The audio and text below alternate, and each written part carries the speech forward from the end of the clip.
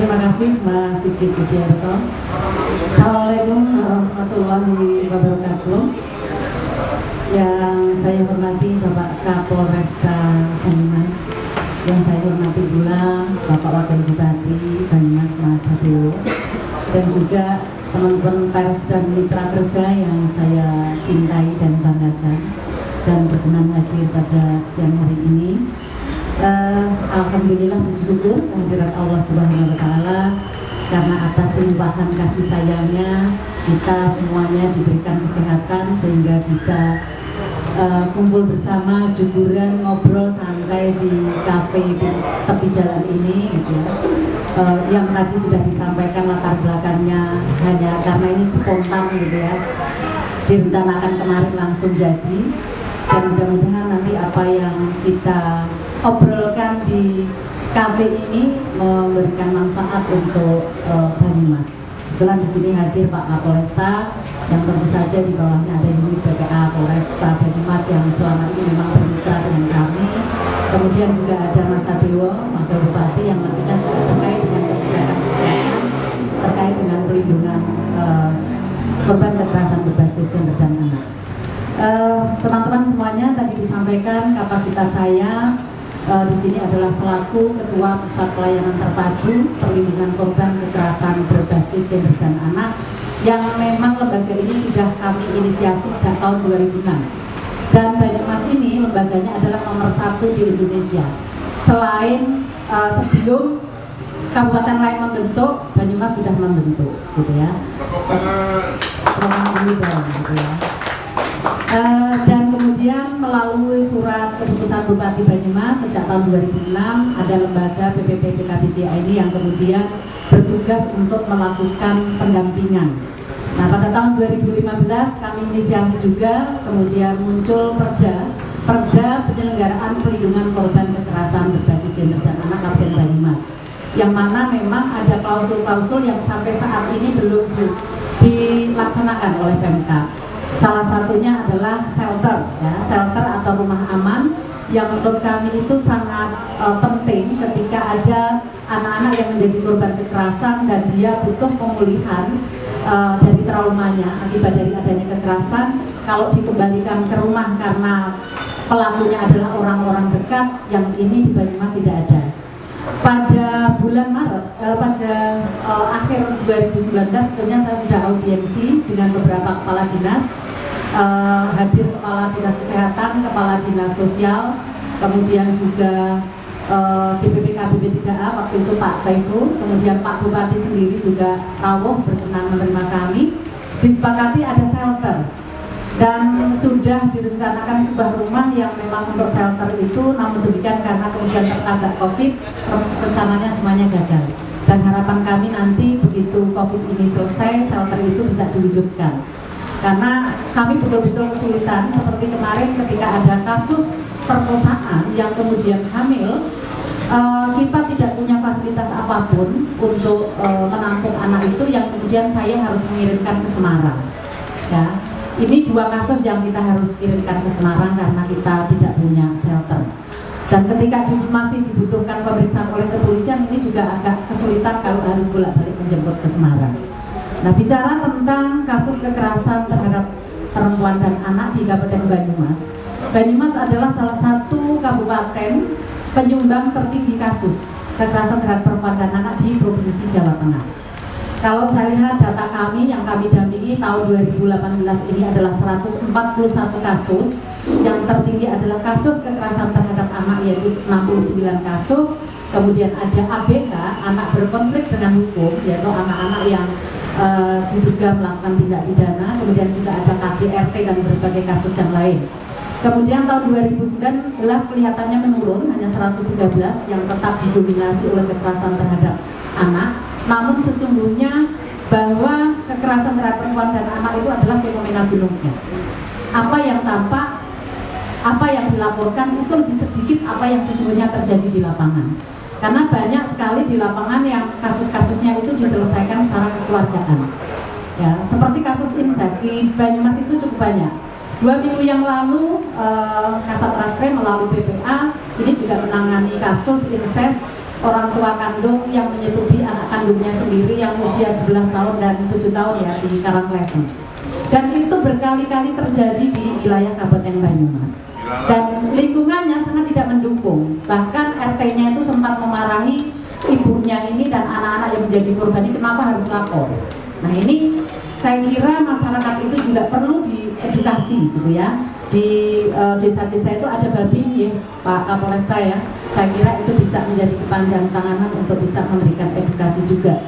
Kemudian tahun 2020 ini dari bulan Januari sampai pertengahan Juli kemarin, data yang kami dampingi itu ada 63 kasus. 27 kasus itu kekerasan terhadap anak, 15 kasus ABH dan 10 kasus KDRT. Nah, dari kasus kekerasan terhadap anak ini mayoritas adalah kekerasan seksual. Ya, kasus persetubuhan anak. Bahkan mungkin yang akan dicengangkan anak yang kemarin mungkin 2 minggu yang lalu juga nih Pak Kapolresta, di stasiun, hotel dekat stasiun itu ada anak yang kemudian check-in dengan mengajak persetubuhan juga dengan sama-sama usianya anak. Ini luar biasa gitu ya kasus di Banyumas ini yang tentu saya berharap membutuhkan perhatian kita semua. Saya tidak mungkin ini bisa menyelesaikan sendiri dengan lembaga saya. Lembaga saya ini disupport oleh dana APBD yang mungkin memang tidak seberapa mas gitu ya. Ini relawan-relawan saya ini yang di depan, yang selama ini menjadi ujung tombak pendampingan di lapangan, baik di pengadilan maupun di juga polsek maupun unit PPA ketika ada kasus. Nah ini yang nanti menjadi perhatian bersama. Di tingkat nasional selama pandemi COVID ini saya ambil data dari Kompas yang dirilis oleh Kementerian Pemberdayaan Perempuan dan Perlindungan Anak Republik Indonesia tanggal 20 Juli kemarin bahwa selama pandemi COVID sampai dengan 14 Juli 2020 itu ada 785 orang tua anggota keluarga yang melakukan kekerasan terhadap anak. Nah, jadi anak ini selalu rentan untuk menjadi korban kekerasan, baik di lingkungan keluarganya maupun juga di lingkungan yang lebih luas. Dan pelakunya itu juga orang-orang terdekat, gitu ya, bisa orang tua kandung, orang tua tiri, saudara kandung, saudara tiri, juga tetangga, bahkan juga teman-temannya. Nah ini kalau kita lihat selama pandemi ini kasus bukannya turun tetapi juga bertambah, ini tentu saja harus juga membutuhkan perhatian kita semua. Pemkab Banyumas sebetulnya sudah sangat support walaupun masih kurang. Misalnya ketika kita melakukan visum di rumah sakit itu, rumah sakit belum bisa memberikan pelayanan gratis. Padahal di perdanya itu diamanahkan bahwa ketika visum itu bagian dari pelayanan yang harus diberikan oleh Pemkab. Visumnya harus gratis. Kalau di Margono memang kemudian agak lama dan itu memang bukan milik Pemda tapi itu milik provinsi. Kemudian tadi yang berikutnya adalah shelter. Demikian juga lembaga PPT ini sekretariatnya itu berada di ruang kantor DPPK BP3A. Di situ ada bidang pemberdayaan perempuan. Kita nyempil di situ yang sesungguhnya menurut saya sangat tidak pas sebetulnya, karena ketika korban melakukan pelaporan, melakukan konseling itu tidak boleh didengarkan oleh orang lain kecuali yang berkepentingan. Sehingga sebetulnya dengan tadi adanya shelter itu menjadi sangat penting. Ada shelternya, juga ada sekretariat untuk menerima pengaduan. Yang itu saya kira untuk mungkin diskusi pada siang hari ini monggo nanti bisa dilanjutkan oleh Pak Kapolresta ataupun juga Pak Wakil Bupati. Terima kasih. Wassalamualaikum warahmatullahi wabarakatuh.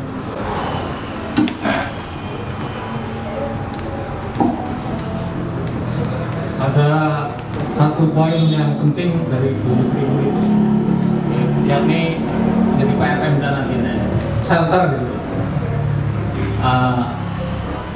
Karena dari beberapa kasus yang terjadi di Banyumas, ya tadi sampai Ibu karena nggak ada shelter di Semarang, nggak ini repotnya nanti kalau ada persoalan yang masih memerlukan pemeriksaan polisi susah. Nah, mungkin nanti ini penjara kedua Pak Kapolres bisa berikan gambaran sebenarnya kasus-kasus yang ada di Banyumas seperti apa sih yang masuk ke Polres, penanganannya seperti apa, dan mungkin tindak lanjut yang kita jelaskan seperti apa. Monggo Pak Kapolres, Pak Kapolresta. Iya, Pak Kapolres, Pak Kombes Wisnu Caraka.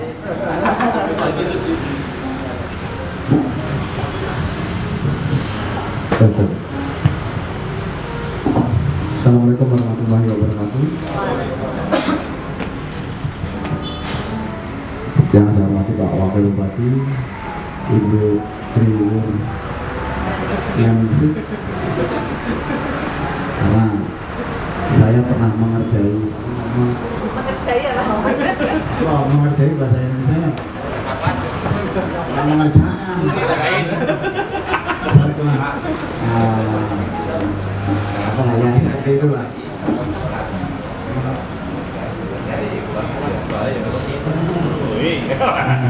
Yang jelas ini sehingga ininya kembali ke saya. Dulu waktu di Pemda itu ada kegiatan Ulang tahun PBI. hari ulang tahun PBI, saya kerjain Bu Triwur, padahal saya sudah tahu namanya, tapi sekarang jadi Lupa.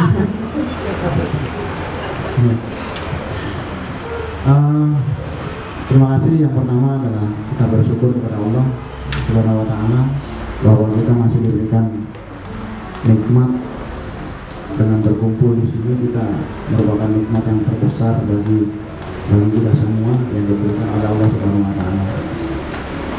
Sebenarnya siang ini juga kita tidak mengira kalau ada sistem moderator, terus kemudian pemapar, dan memang kita tidak ada persiapan sama sekali. Kebetulan tidak ada persiapan sama sekali untuk melaksanakan paparan, tetapi karena ya itu sudah merupakan pekerjaan kami coba akan apa yang sudah dilakukan dan bagaimana seperti permintaan dari moderator. Perlu diketahui bahwa tadi yang sudah disampaikan oleh Bu Triwur bahwa dari data 60% didominasi oleh kejahatan terhadap anak, didominasi 60% adalah kekerasan terhadap anak itu sendiri. 2019 menurun, tapi prosentasenya tetap seperti itu. 60 ya, undi naik sedikit atau enggak. Tapi yang jelas kasus yang ada untuk kekerasan terhadap gender dan anak itu didominasi oleh kekerasan terhadap anak-anak itu sendiri. Nah, yang kami lakukan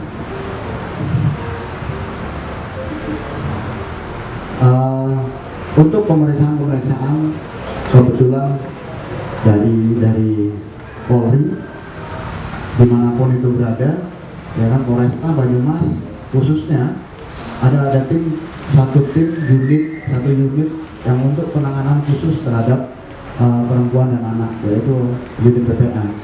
Unit BPA ini kita maksimalkan. Di situ ada Polwan yang menangani, terus kemudian ada orang-orang laki-laki juga, tetapi kita spesifikasikan untuk penanganan khusus di bidang anak dan perempuan.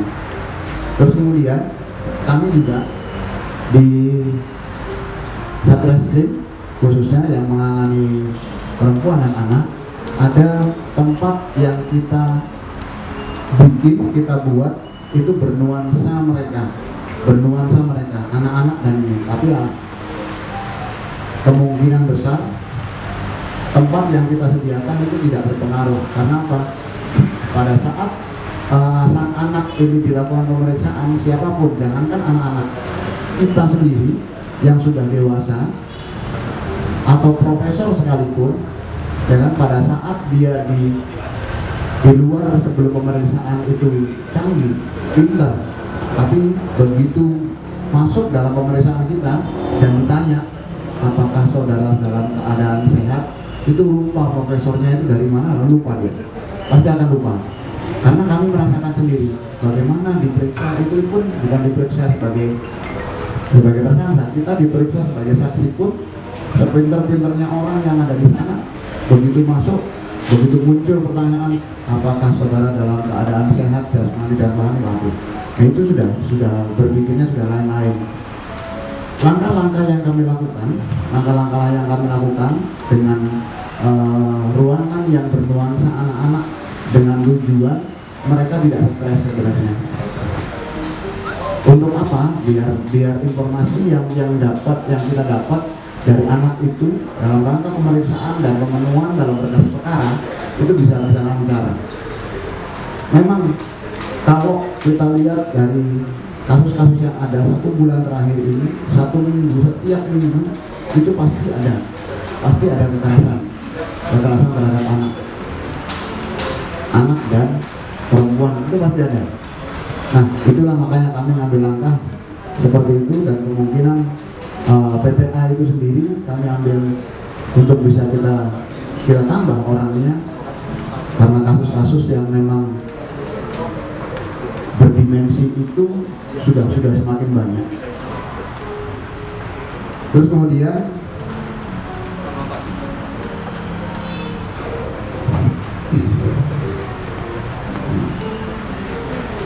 penanganan pun terhadap anak-anak, terhadap perempuan dan anak itu juga akan berbeda. Tidak sama dengan apa yang kita lakukan pada saat pemeriksaan terhadap pelaku tindak pidana yang seperti biasa, terhadap laki-laki atau yang lain, itu akan berbeda. Apalagi anak-anak, undang-undang sendiri pun menentukan berbeda bagaimana perlakuan terhadap anak itu sendiri, bagaimana terhadap perlakuan para pelaku yang menjadi tindak pidana umum. Kalau anak memang ada kita spesialkan, makanya itu yang kami lakukan. Dan sementara ini dan kami masih berusaha untuk semaksimal mungkin bisa melaksanakan perintah undang-undang bagaimana perlakuan terhadap anak, bagaimana perlakuan terhadap perempuan, dan kasus-kasusnya rata-rata yang ada di Banyumas adalah kasus kekerasan seksual. Rata-rata banyak kekerasan seksual. Saya agak nggak enak bilang seksual karena dulu saya belum pernah diajari, waktu kecil saya belum pernah diajari bagaimana. Nah makanya, dari situlah kadang-kadang Polri merasa rikup. Kenapa? Pada saat melakukan pemeriksaan dan itu menjadi kekerasan terhadap seksual, maka orang yang ditanya siapapun dia, apalagi seorang anak, itu kita harus memenuhi unsur pasal yang ada di dalamnya. Dan kadang-kadang mereka begitu kita tanya bagaimana kronologis kejadiannya, bagaimana situasinya, bagaimana dan bla bla bla yang lain-lainnya. Nah, kadang kita merasa bahwa dia sudah menjadi korban, akan tetapi dengan kita tanya seperti itu sudah menjadi korban yang kedua kalinya sebenarnya. Dengan dia mengungkapkan bagaimana kejadiannya, dia akan ingat masa lalu, masa-masa yang pada saat kejadian. Itu yang menjadi dilema buat kami. Makanya itu pemeriksaannya pun dengan agak yang berbeda, apalagi terhadap perempuan, terhadap anak-anak, itu kita adakan yang berbeda. Saya kira itu yang bisa kami sampaikan sementara untuk mengungkit, katanya Pak Bu Tribur, untuk mengungkit diskusi yang ada. Terima kasih sudah mengundang kami di sini. Kalau untuk data-data, saya kira tadi yang sudah disampaikan Bu Tribur hampir sama datanya dengan kami, karena pendampingan itu ada di Bu Tribur semuanya. Saya kira itu, terima kasih. Wabillahi taufiq wal hidayah. Assalamualaikum warahmatullahi wabarakatuh. Terus buat Pak Kapolresta. Yang saya hormati, aku tiru-tiru dan saya cintai Bapak Kapolresta. Ada cerita lucu itu. Mbak Tribur yang cantik cerita, teman-teman semuanya yang saya banggakan. Yang pertama tentu marilah kita senantiasa mengucapkan puji syukur kepada Allah Subhanahu wa taala, Tuhan Yang Maha Esa, dalam situasi masih pandemi COVID ya.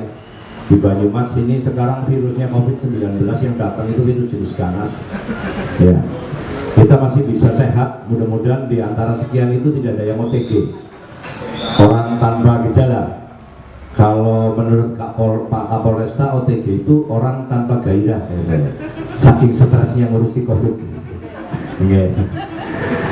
Langsung saja, tadi masalah shelter memang sudah dianggarkan mestinya tahun ini.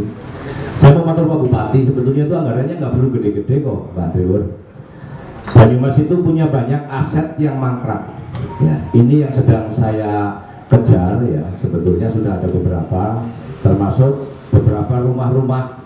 Itu ada rumah di Jalan Turun. Ya. Kemudian di Limas Agung sudah diperbaiki. Itu bisa menghasilkan PAD nantinya. Tapi bisa juga dimanfaatkan untuk korban-korban kekerasan terhadap gender dan anak. Tadi saya gampang itulah masalah itu. Saya yakin tahun 2021 bisa. Uang sekarang kantornya PWI aja bisa meskipun nggak dipakai-pakai. Ini sudah diancam sama Kapolresta kalau dalam 1 bulan ini kantor PWI tidak dipakai maka akan dipakai oleh apa deh? Bayangkari. Jadi dalam 1 bulan ini nggak dipakai akan saya serahkan ke Polresta untuk digunakan sebagai kantor Bayangkari. Kapok kalau. Ini contoh pimpinan yang tidak baik ini. Begitu selesai dia cuci tangan. Nggak baik itu. Nggak boleh begitu. Tadi saya sekilas baca masalah gender, kemudian masalah anak ya. Sekarang dalam situasi pandemi COVID-19 dikaitkan dengan itu, banyak berita mengenai banyaknya KDRT terhadap anak-anak. Kemarin baru dibahas, tadi baru saya bahas dengan guru-guru SMP. Kekerasan terhadap anak yang dilakukan oleh orang tua karena ibunya bingung orang bisa ngajari. Ya. Saking judege bocah dikebuki. Tapi ibunya tidak dituntut. Sedangkan kalau guru memberi pendidikan, teguran dengan jewel saja, orang tuanya sudah melaporkan polisi dan sudah diproses secara hukum, tidak pidana ya. Ini tadi guru-guru pada protes seperti itu ya. Kemudian kaitannya dengan gender tadi ya. Kemarin barusan saya menyelesaikan kalau gender sebetulnya kan bukan hanya pembelaan kepada kaum wanita ya. Kekerasan itu di dalam rumah tangga, di dalam hubungan bukan hanya dilakukan oleh pria terhadap wanita. Wanita pun kadang-kadang melakukan kekerasan terhadap pria. Benar. Ini kadang-kadang saya juga menuntut emansipasi pria. Ini baru ada kasus kemarin saya dibantu Pak Kapolresta karena ada Kapolresta jadi aku kendel banget ya. Nanti yang ganggu kamu saya akan dadagi, saya akan maju di belakang Kapolresta. Saya udah bilang begitu ya. Ini saya kasih contoh satu kasus saja, kasus perselingkuhan ya, dari seorang laki-laki dan seorang perempuan yang keduanya itu sudah mempunyai istri dan mempunyai suami. Kalau saya yakin ini suka sama suka ya. Kemudian si pihak laki-laki karena itu masih di bawah naungan Pemda dipanggil ya. Dia tidak mengakui. Kemudian si istri yang pihak yang perempuan saya panggil beserta suaminya mengakui pihak perempuan, tetapi suaminya memaafkan dan tidak mau melaporkan. Kenapa itu? Saya nggak tahu. Mungkin aib ya. Kalau dari gestur tubuhnya berdasarkan pengalaman yang biasa dilakukan oleh Mas Dimas, ini perselingkuhan yang dilakukan suka sama suka. Waktu saya diskusi ya dengan salah satu anak buahnya komandan, izin ya, yang laki-laki mau diberhentikan apabila perempuannya itu diberhentikan menurut kesetaraan. Kemudian hukumannya juga harus sama karena sama-sama nikmatnya. Kalau sama-sama nikmat, kalau satunya nikmat nggak nikmat ya harus angel gitu ya. Nah, kemudian dari anggota komandan Yusewu menganalogikan itu dengan kasus Ariel Peter Pan. Satu laki-laki videonya dengan beberapa perempuan yang ditahan hanya laki-lakinya saja. Ini saya menuntut emansipasi laki-laki di sini berdua. Mestinya laki-laki dan perempuan ini berlakuan sama, jangan hanya perempuan yang meminta emansipasi gitu. Kemudian nanti masalah apa yang kekerasan terhadap anak dan lain-lain, masalah shelter, saya yakin tahun depan bisa diadakan, Bu Dirut. Kaitannya dengan sekolah ya, saya agak melenceng sedikit, kaitannya ini juga dengan anak-anak juga.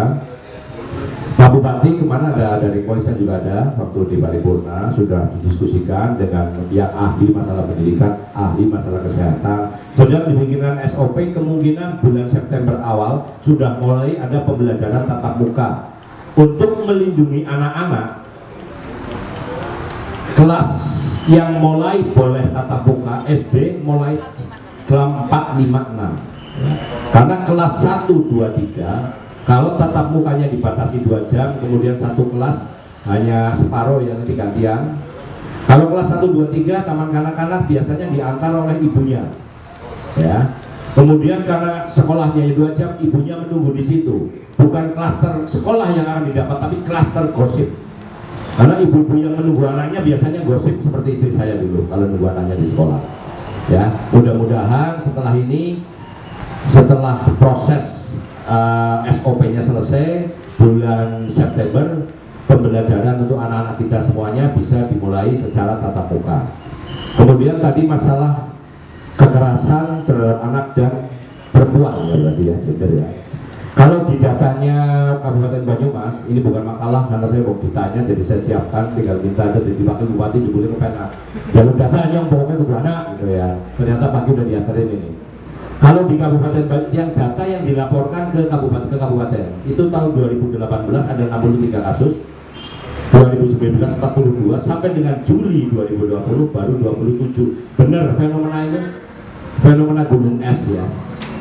Ini benar, dan betul juga bahwa kekerasan terhadap anak yang paling besar prosentasenya adalah pencabulan atau persetubuhan. Tahun 2018 dari 63 itu ada 36 pencabulan. 2019 dari 42 30 pencabulan, dan tahun 2020 dari 27 yang 23 itu pencabulan. Saya cerita sedikit, di pondok pesantren saya itu pernah ada saya bukan pasien ya, santri, anak SMP, anak pejabat di salah satu kabupaten di DIY yang kelas 1 SMP sudah menggugurkan kandungan 2 kali. Ya, kemudian di pondok direhabilitasi, dia sekolah di MTS, MA, selesai dinikahkan dengan sama-sama santri pondok. Ini menunjukkan memang betul bahwa kekerasan terhadap anak itu lebih cenderung kepada wanita ya, kebanyakan ya. Kemudian kekerasan seksual betul ya. Kemudian ada lagi, bukan hanya kalian itu, termasuk saya pikir itu ya, perlakuan sosial termasuk narkoba. Mohon maaf, jangan dianggap bahwa narkoba itu menjangkit kepada remaja dan dewasa saja. Di pondok pesantren saya memang lebih spesifik ke rehabilitasi narkoba. Ada anak kelas 4 SD yang sudah kecanduan narkoba. Narkobanya bukan yang mahal-mahal, tetapi murah-murah. Ya. Ada orang Purwokerto juga yang saya ambil dibawa ke sana.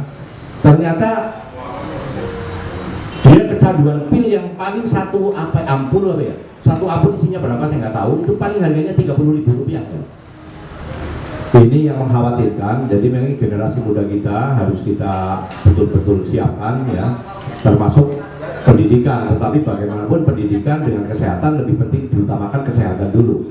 Saya selalu bicara dalam masa pandemi ini banyak sekali webinar. Saya pernah webinar yang mengadakan kalau tidak salah Fakultas Hukum Unsud ya. Webinarnya tentang menuju era new normal. Pesertanya tidak hanya dari Indonesia, banyak dari orang luar. Salah satunya itu dosen di Indonesia, orang Banyumas, nggak tahu dosen universitas mana, tapi orang Banyumas. Dia kuliah S3 di Manchester. Dia membuli Pak Bupati dan saya. Ini juga kekerasan, saya Bupati dibully ya. Pak Bupati sama Wabub itu aneh di Banyumas. Masjid dibuka, musola dibuka, gereja dibuka, pariwisata sudah mulai dibuka. Kebetulan ketua gugus tugasnya saya. Tapi sekolah belum dibuka. Padahal sekolah itu adalah anak-anak muda, generasi penerus bangsa. Pendidikan itu sangat penting. Saya tidak jawab, tapi saya kembalikan pertanyaannya. Bapak Ibu peserta webinar, kalau masih anak-anak punya anak TK, SD, kelas 1, kelas 2, kelas 3, dalam situasi ini khawatir nggak kalau anak-anak Bapak Ibu putra-putri itu berangkat ke sekolah berinteraksi dengan teman-temannya. Setuju nggak? Enggak. Terus itu yang dosen yang S3 di Mensesnek itu langsung lain.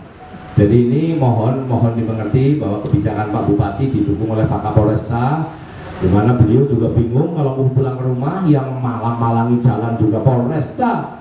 Beliau pulang ke rumah kadang-kadang nggak bisa lewat karena kalau malam dipalang mulai jam 8. Jadi kan salahnya beliau sendiri, buat salah saya. Jadi itu awalnya, nanti kita diskusi cair saja. Kalau saya modelnya begini saja, masalah shelter gampang Bu, itu banyak sekali gedung-gedung Pemda yang tinggal direnovasi sedikit, selesai itu jadi shelter. Saya kira itu, mohon maaf kalau ada salah tutur kata. Wassalamualaikum warahmatullahi wabarakatuh. Jadi tidak terlalu banyak ngomong, tapi langsung ngetes. Shelter tagih Ibu, jangan sampai lupa Bu. Bahwa kelalaian soal. Dan ini menarik juga, karena Pak Wagub itu punya pondok pesantren khusus dengan narkoba, tapi orang yang Banyumas itu loh, di Jogja, Sleman ya. Jadi, tapi bisa ya Pak, kalau orang Banyumas ya di titik mana bisa ya. Korban kekerasan kirim pesantren. Itu bisa. Jadi kalau ada korban kekerasan anak, ya tadi bisa sampai Pak Wagub. Dia pondok di Sleman sendiri nggak tahu, belum pernah nengok ke sana. Nek anu sing dewa santrine kayaknya juga 5.